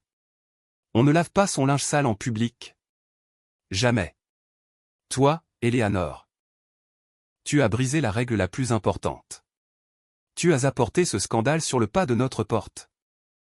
J'ai fait un pas en avant. Je me suis planté juste devant elle. Il n'y avait plus de distance, plus de différence, plus de patience. Juste 2 femmes du même sang l'une en face de l'autre de part et d'autre d'un abîme.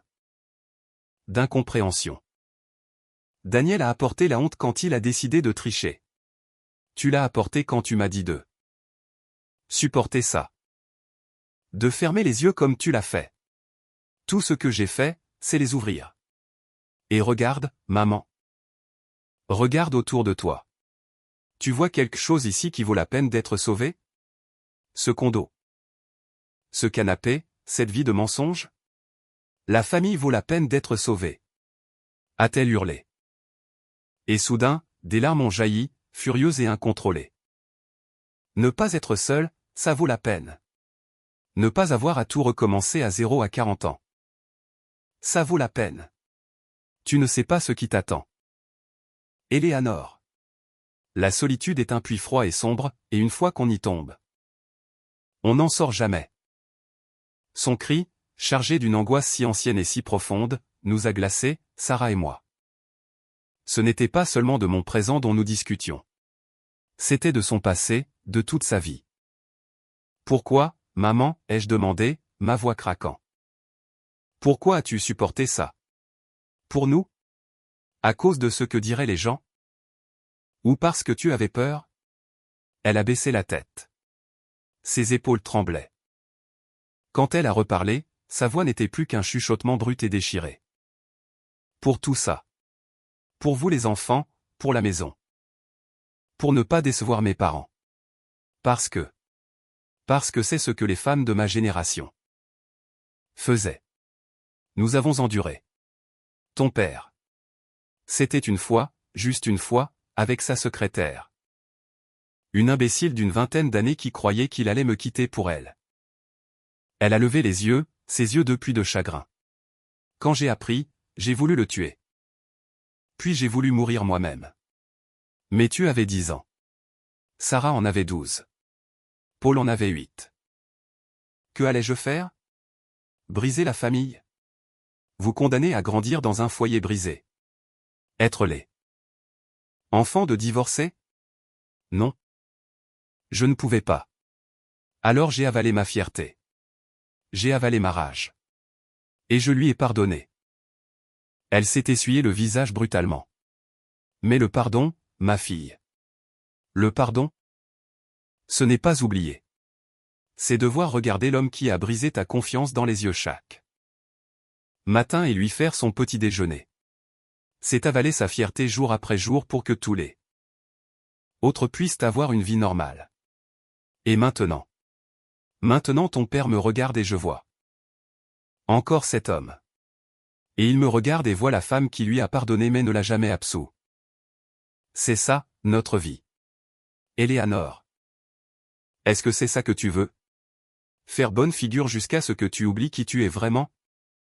Le poids de sa confession m'a frappé comme une tonne de briques. Sarah s'était couvert la bouche de la main, les yeux remplis de larmes. J'ai senti le sol se dérober sous mes pieds. Toute mon enfance, tous ces moments de tension silencieuse à la maison, les absences de mon père, la tristesse chronique de ma mère, tout prenait un sens terrible, bouleversant. Non, maman, dis-je, et ma voix était douce désormais, remplie d'une douleur partagée. Ce n'est pas ce que je veux. C'est exactement pour ça que je ne peux pas faire ce que tu as fait. Parce que je t'admire pour ta force. Pour le sacrifice que tu as fait pour nous. Mais je ne veux pas de ta vie. Je ne veux pas de ton silence. Je ne veux pas mourir un peu chaque jour. Je préfère la solitude dont tu parles. Je préfère le puits froid plutôt que de pourrir dans un mensonge tiède. Elle m'a fixé pendant un long moment, les larmes glissant sur ses joues ridées. Puis, de manière inattendue, ses lèvres se sont étirées en un minuscule sourire triste. Tu es plus forte que moi, Éléanore. Tu l'as toujours été. Et plus brave, a-t-elle soupiré. Un soupir qui semblait venir de la moelle la plus profonde de ses os. Je t'ai dit de supporter parce que c'était la seule chose que je savais faire. Parce que je pensais te préserver de la douleur. Mais je ne faisais que t'offrir un paiement échelonné à vie pour ma propre douleur, et je ne veux pas de ça pour toi. Elle s'est levée avec effort, a lentement retiré son manteau et l'a drapé sur le dossier du canapé. Un geste intime et domestique qui signifiait qu'elle restait, qu'elle déposait les armes. Tu as raison. Il a apporté la honte. Tu n'as apporté que la vérité. Et la vérité fait mal. Mais au moins, elle n'empoisonne pas. Elle s'est approchée et a posé ses mains sur mes épaules. Ses paumes, rudes et chaudes, m'ont transmis une force nouvelle, différente. Fais ce que tu as à faire, chérie, et compte sur moi. Pas pour te dire quoi faire. Mais pour soutenir tout ce que tu décideras. Secondo. A-t-elle dit en désignant le pantouse d'un geste vague. Ces choses ne sont pas ta vie. Tu es ta vie. Et elle est trop précieuse pour la gâcher avec quelqu'un qui ne sait pas ce qu'il a, ce fut le plus grand acte d'amour que ma mère m'ait témoigné depuis des années. Sarah s'est approchée et nous a entourés de ses bras. Et nous avons pleuré toutes les trois au milieu du salon de mon mariage raté. Nous avons pleuré pour la douleur, pour le temps perdu. Pour les batailles qui n'avaient jamais été menées. Et pour celles que j'étais enfin en train de livrer. La paix fut de courte durée. Le lendemain, la mère de Daniel, Teresa, s'est présentée à ma porte. Elle n'était ni effondrée ni suppliante. Elle est arrivée avec la dignité blessée d'une mère défendant son petit. Mais aussi avec l'intelligence pratique d'une femme de son rang social. Éléanore. Pouvons-nous régler cela d'une autre manière? A-t-elle dit sans prendre la peine de s'asseoir. Une séparation temporaire. Une thérapie. Daniel est anéanti. Il sait qu'il a fait une erreur. Monumentale. Ce n'était pas une erreur. Teresa. C'était un choix. Un millier de choix chaque jour pendant des mois. Et la thérapie ne guérit. Pas le manque de respect et la disloyauté.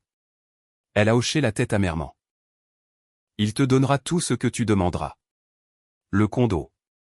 Une pension alimentaire généreuse. Mais ne ruine pas sa carrière. Si tu vas au tribunal avec ces preuves que tu prétends avoir, il ne perdra pas seulement tout avec toi. Il perdra tout court. Et tu ne veux pas ça. C'est le père des enfants que vous auriez pu avoir. Nous n'avons pas d'enfants, et Dieu merci pour cela, dis-je sans fléchir. Et je ne veux pas ruiner sa carrière. Je veux juste ce qui m'appartient et je veux être loin d'eux. Lui pour toujours. Dis à ton fils que s'il signe l'accord de règlement à l'amiable sans se battre, Sa vie professionnelle survivra peut-être, même s'il doit changer de cabinet. C'est mon offre. La seule. Teresa m'a regardé et dans ses yeux j'ai vu qu'elle comprenait. Elle savait qu'elle avait perdu.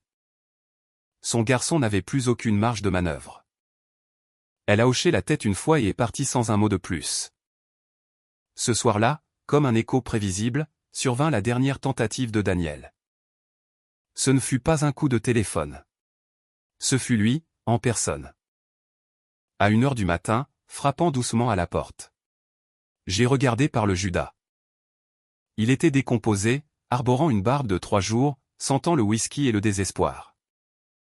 J'ai ouvert la porte, mais j'ai laissé la chaîne de sécurité en place. Éléanore, s'il te plaît, laisse-moi entrer.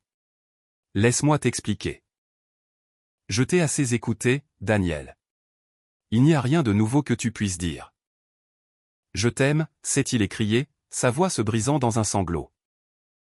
Je me suis rendu compte que je t'aime. Le truc avec Chloé était stupide. Une façon de fuir. Je ne sais pas, mais tu es ma vie. Ce que nous avons. Nous ne pouvons pas le jeter à la poubelle. Je l'ai regardé à travers l'entrebâillement de la porte, cet homme qui m'avait fait rire autrefois. Avec qui j'avais rêvé d'un avenir, à qui j'avais juré un amour éternel. Je ne ressentais plus rien. Ni colère, ni haine, ni amour, juste un vide immense et un profond soulagement. Non, Daniel, dis-je avec un calme absolu. Tu ne m'aimes pas. Ce que tu aimes, c'est la vie que tu avais. La vie confortable et respectable avec une femme qui repassait tes chemises et gardait les apparences. Ce que tu veux. C'est que je balaie ta honte sous le tapis comme le ferait une bonne épouse. Mais je ne suis plus cette femme, et cette vie est terminée. Tu l'as tuée. Nous pouvons essayer, a-t-il supplié, appuyant son front contre le bois de la porte. Non, parce que je ne t'aime plus.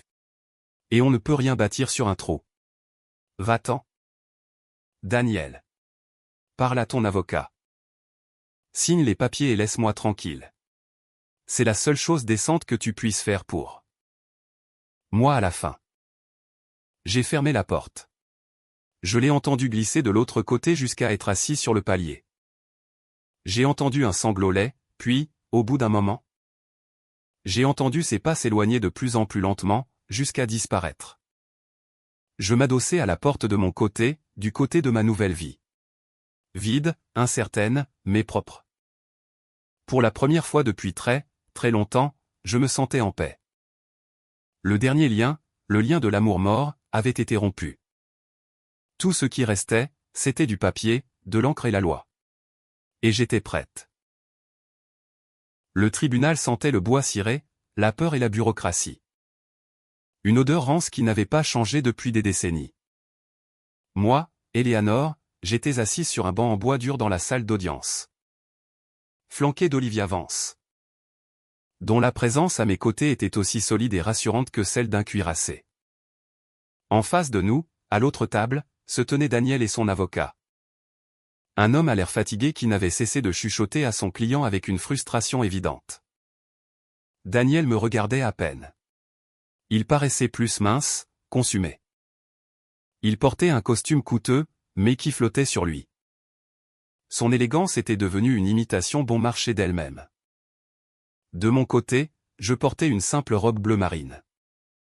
Ce n'était pas le costume d'une victime ou d'une vengeresse.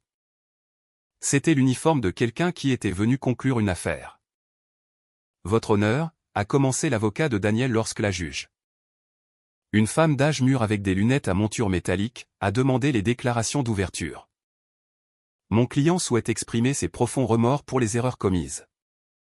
Qui n'avait nullement pour but de diminuer le respect qu'il porte à Madame Miller. Cependant, nous considérons que le partage des biens proposés par la demanderesse est excessif. Il ne reflète pas l'esprit de coopération dont mon client a fait preuve. Et ne prend pas en compte sa situation professionnelle actuelle, qui s'est considérablement détériorée à la suite de ces événements regrettables. Olivia s'est légèrement penchée vers le micro. Sa voix était claire, sereine, sans une trace d'émotion. Votre honneur, ma cliente n'est pas ici pour évaluer des remords. Mais pour faire valoir ses droits. L'esprit de coopération du défendeur s'est limité à être pris là. Main dans le sac après des mois de tromperie et de détournement de fonds conjugaux. La proposition est équitable. Et quant à sa situation professionnelle, elle découle directement de ses propres actes. Non de ceux de ma cliente, que nous avons d'ailleurs largement documentés. La juge a feuilleté l'épais dossier. Je vois que la demanderesse a fourni un dossier de preuves substantielles. Des objections quant à ça. Validité, maître? L'avocat de Daniel a difficilement dégluti. Votre honneur, certaines de ces preuves ont pu être obtenues d'une manière. Tout obtenu légalement et dans le respect le plus strict des lois sur la vie privée. Est intervenue Olivia en faisant glisser une copie des rapports du détective et des relevés bancaires certifiés à travers la table vers le greffier. Des photographies, des rapports de surveillance professionnelle. Des relevés de comptes joints montrant des virements récurrents vers des comptes de tiers. Et même un enregistrement audio d'une conversation dans laquelle le tiers, Chloé Miller, reconnaît la relation. Pas d'écoutes illégales, juste des faits. Daniel est devenu encore plus pâle en entendant le nom de Chloé. Son avocat a marmonné quelque chose, mais a hoché la tête avec résignation. La juge a examiné les photos, l'une d'elles particulièrement nette. Daniel et Chloé entrant dans l'hôtel. Elle est ensuite passée au relevé bancaire où les virements vers un compte au nom de Chloé Miller ressortaient avec une régularité honteuse. Monsieur Miller, a dit la juge en levant les yeux par-dessus ses lunettes. Reconnaissez-vous ces virements? Daniel a ouvert la bouche, mais seul un croassement en est sorti. Enfin, il a hoché la tête. Oui, votre honneur, mais c'était des prêts pour l'aider. Des prêts sans contrat, sans intérêt et sans intention de remboursement. Comme en témoignent les messages textes également inclus dans le dossier. A noté Olivia avec fluidité. Des fonds prélevés sur un compte alimenté par les économies du couple. La bataille juridique fut brève et brutale. Dans un dernier sursaut de désespoir, Daniel a tenté d'argumenter que le Pantouse de Chicago était en grande partie le fruit de son travail et que je devais me contenter de moins. C'est alors qu'Olivia a sorti ses derniers documents. Les contrats de mon entreprise de décoration d'intérieur, mes fiches de paie. Les documents prouvant que j'avais contribué autant voire plus au remboursement du prêt hypothécaire. Et aux dépenses courantes pendant des années, surtout au début. Lorsqu'il n'était qu'un jeune collaborateur se noyant sous les dettes de son école de droit. Ma cliente a sacrifié des opportunités professionnelles pour soutenir la carrière de son mari. Votre honneur, a dit Olivia, et pour la première fois, son ton contenait une pointe d'émotion contenue. Elle a bâti un foyer, et ce foyer a été trahi. Tout ce qu'elle demande aujourd'hui, c'est sa part légitime. Pas un centime de plus, pas un centime de moins. La juge a délibéré brièvement, consultant ses notes. La salle d'audience était d'un silence oppressant. J'ai regardé mes mains jointes sur mes genoux. Je ne me sentais pas triomphante. Je ressentais juste une immense fatigue et un profond désir que tout soit terminé. Examen fait de l'historique et des preuves fournies, a finalement déclaré la juge. Et ne trouvant aucune cause justifiant un partage disproportionné. Je trouve l'accord de règlement proposé par Eleanor Miller équitable et conforme à la loi. Approuvé. Selon les termes demandés. Partage des biens à 50%. Pension alimentaire accordée compte tenu de la disparité actuelle des revenus. Elle s'est raclée la gorge. La garde de l'animal de compagnie, un chat nommé Wright, revient à Eleanor. Elle a refermé le dossier d'un coup sec. Je souhaite aux deux parties la paix pour la suite. L'audience est levée. Un coup de marteau, et c'était fini. 7 ans de ma vie réduits à quelques minutes de jargon juridique et de répartition de biens. Olivia m'a serré le bras, souriant avec une satisfaction professionnelle. De l'autre côté de l'allée, l'avocat de Daniel lui parlait à voix basse, rangeant sa serviette. Daniel ne bougeait pas. Il me fixait avec des yeux injectés de sang, un mélange d'incrédulité et de haine. Je suis sorti de la salle d'audience sans me retourner. Dehors, dans le couloir frais et calme, j'ai pris une profonde inspiration. Olivia m'a tendu une copie certifiée conforme du jugement. C'est fait, Eleanor. Vous êtes libre et financièrement à l'abri. Vous avez gagné. Je n'ai rien gagné qui ne m'appartenait pas déjà, dis-je en mettant le document dans mon cabas. Mais merci, Olivia, pour tout. Alors que je descendais les marches du tribunal. Le soleil du milieu de matinée étant d'une clarté éblouissante, Daniel m'a rattrapé. Éléanore, attends, s'il te plaît. Je m'arrêtai. Je ne dis rien. Alors, c'est comme ça que tout se termine? Avec un partage de compte bancaire et un chat? Sa voix était rauque, brisée. Ça s'est terminé il y a des mois, Daniel, dans un parking. Aujourd'hui. Ce n'était que de la paperasse. Il a baissé la tête. Je ne te hais pas, tu sais. Même si toi tu me hais. Non, dis-je, et la vérité de mes propres mots m'étonna. Je ne te hais pas. La haine demande de l'énergie. Et j'ai dépensé tout ce qu'il me restait pour toi. Ce que je ressens, c'est rien. Tu es un étranger. Et je veux que tu le restes. Pour la première fois, j'ai vu comment cette indifférence, plus dure que n'importe quelle insulte, l'a frappé plus fort que la décision de la juge. Il a vacillé légèrement. Je t'aimais, vraiment. Peut-être, mais ce n'était pas suffisant. Et moi? Je ne t'aime plus. C'est aussi simple et aussi triste que ça. Adieu, Daniel. J'ai descendu le reste des marches sans tourner la tête. Je n'ai pas entendu ses pas. Je n'ai plus rien entendu. Juste le bruit de la ville, vaste et indifférente, continuant de tourner. Mon ancienne vie était restée derrière moi dans cette salle sombre. Et je marchais pas à pas vers la suite. Un an plus tard, la boutique sentait la peinture fraîche, les mensonges oubliés et le champagne. 6. Voilà ce que disait l'élégante enseigne au néon sur le mur de briques apparentes. En dessous, Sarah et moi, dans nos plus belles robes, accueillions amis, famille et clients.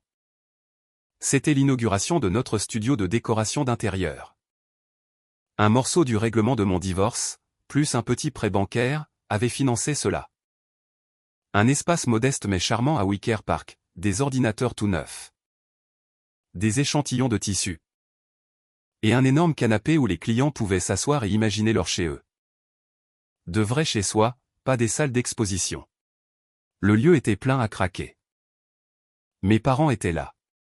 Ma mère, Martha, tenant un verre de champagne. Discutait vivement avec une de mes anciennes clientes. Son regard a croisé le mien et elle m'a fait un clin d'œil. Il y avait quelque chose de nouveau chez elle, une légèreté. Comme si en me soutenant inconditionnellement, elle avait enfin commencé à se pardonner à elle-même. Mon père, Édouard, se tenait à côté d'elle, silencieux. Mais avec la main posée sur le bas de son dos. Un petit geste timide qui était peut-être le début de quelque chose de différent. Ou peut-être simplement la trêve de deux vétérans de guerre. Mes amis du travail, mes anciennes camarades de fac, même quelques clients qui m'avaient suivi. Ils étaient tous là. Il n'y avait pas une trace de pitié dans leurs yeux, seulement de la curiosité, de l'admiration et une joie sincère. « Tu es nerveuse ?» a demandé Sarah en s'approchant de moi avec une bouteille de champagne pour remplir mon verre. Un peu. Mais c'est un bon stress. Le stress de quelqu'un qui commence quelque qui lui appartient. Entièrement. Bon sang, oui. Elle a hoché la tête en faisant teinter son verre contre le mien. Puis Sarah a tapé sur son verre avec une petite cuillère pour attirer l'attention de tout le monde. Les bavardages se sont tus. D'accord, d'accord. Merci à tous d'être venus. Pour ceux qui ne le savent pas. C'est un rêve que ma petite sœur et moi partageons depuis des années. Et regardez. Parfois les fins qui semblent catastrophiques ne sont que les débuts que nous attendions tous. Elle m'a regardé, les yeux brillants. Éléanore n'est pas seulement la meilleure décoratrice que je connaisse. C'est la personne la plus brave que je connaisse. Et ce soir, je porte un toast à elle, à nous, et à tous les nouveaux départs. Santé. Santé, a répété la foule, et le son des verres entrechoqués a rempli la pièce. En cet instant, à travers la foule, j'ai aperçu Michael Rossi, le détective privé. Il se tenait près de la porte, une bière à la main. observant la scène avec un sourire presque imperceptible. Nos regards se sont croisés. Il m'a adressé un léger hochement de tête, le salut d'un professionnel à une cliente satisfaite. Ou peut-être d'une personne à une autre qui avait réussi à sortir d'un tunnel sombre. J'ai hoché la tête en retour. Il s'est retourné et s'est éclipsé par la porte, son travail accompli. Son empreinte discrète mais permanente laissée sur ma vie. Plus tard, alors que la fête commençait à se calmer. Je suis sorti sur le pas de la porte du studio. La nuit de Chicago était chaude, vibrante de vie.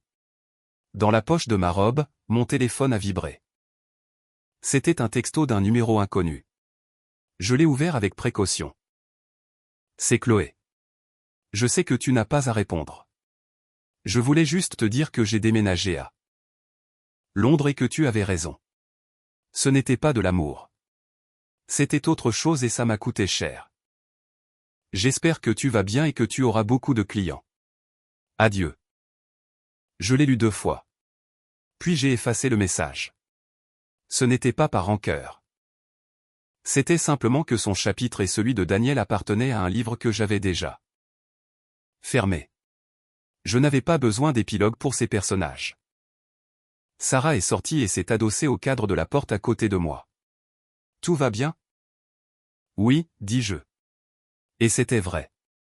Tout allait bien. J'ai levé les yeux. Entre les immeubles de briques de Wicker Park, je pouvais voir un morceau de ciel étoilé. Ce n'était pas une aube comme celle du parking de l'hôtel. C'était une nuit pleine, sereine, conquise. J'avais perdu un mariage. J'avais gagné une sœur plus unie, un métier que j'aimais, un peu de paix. Et le droit précieux et difficile d'écrire ma propre histoire sans mensonge, sans compromis. Sans personne à mes côtés qui ne voulait pas y être pour moi et uniquement pour moi. Viens, a dit Sarah en me tirant doucement par le bras. Il reste du champagne et notre première cliente arrive demain à 9h. La vie continue. Frangine. Je l'ai suivie à l'intérieur, retrouvant la chaleur des gens qui m'aimaient. La lueur des néons de notre propre entreprise. La vie, en effet, continuait. Et pour la première fois depuis très, très longtemps, j'avais vraiment envie de la vivre.